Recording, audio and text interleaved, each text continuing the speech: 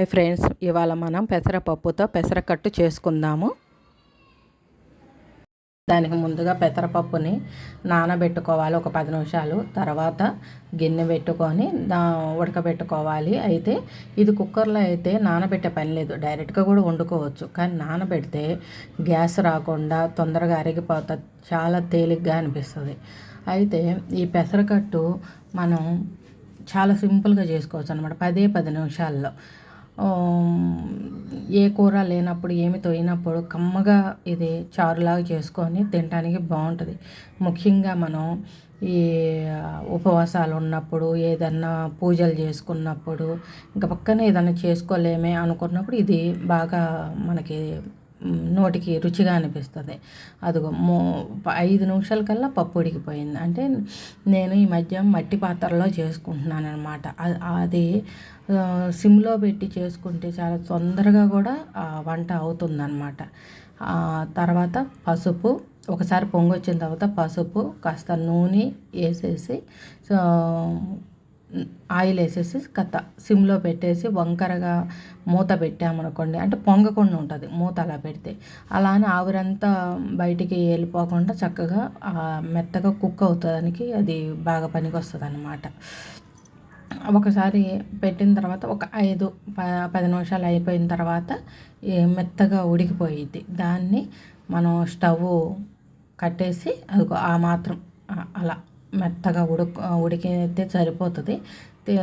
Stove ఆపేసి కొంచెం అది చూసారా, స్టవ్ ఆపినా కూడా ఇంకా ఉడుకుతానే ఉంది. అంత ఇది వస్తుందన్నమాట. దాంట్లో చక్కగా బాయిల్ అవుతున్నాయి. ఏది అన్నం వండినా, కర్రీస్ వండినా చాలా టేస్ట్గా కూడా ఉంటున్నాయి.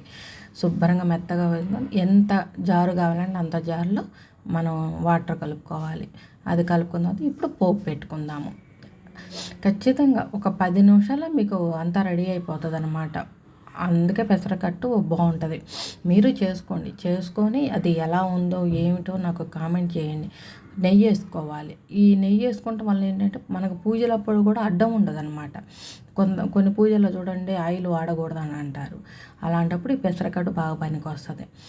నెయ్యి వేసుకొని ఆవాలు, జీలకర్ర, తర్వాత ఎండుమిర్చి, కరివేపాకు వేగిన తర్వాత అల్లం ముక్కలు కూడా వేసుకోవాలి. కానీ ఈ కరివేపాకు వేసినప్పుడే మామూలుగా అయితే నేను మిరియాలు కూడా వేస్తాను. ఈసారి వేయలేదు.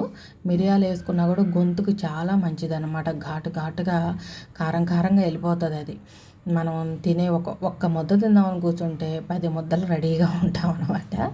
అయితే ఈ అల్లం వేగిన తర్వాత పచ్చిమిర్చి మన కారం బట్టి, ఒక్కొక్క పచ్చిమిర్చి ఘాటు ఉంటుంది, ఒక్కొక్కటి ఘాటు ఉండదు. అది చూసి వేసుకోవాలి కారము.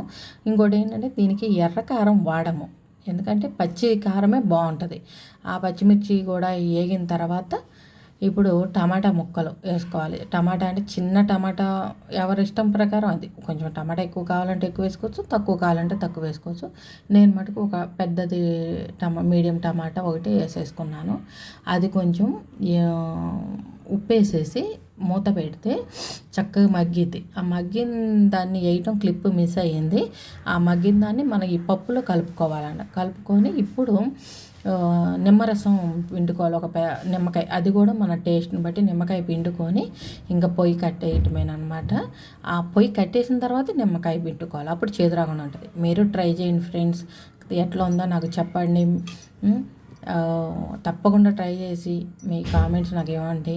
తర్వాత మీ ఇంటి తిని మీ లైక్ కొట్టండి, మీ ఫ్రెండ్స్కి షేర్ చేయండి, మన ఛానల్ని సబ్స్క్రైబ్ చేసుకోండి.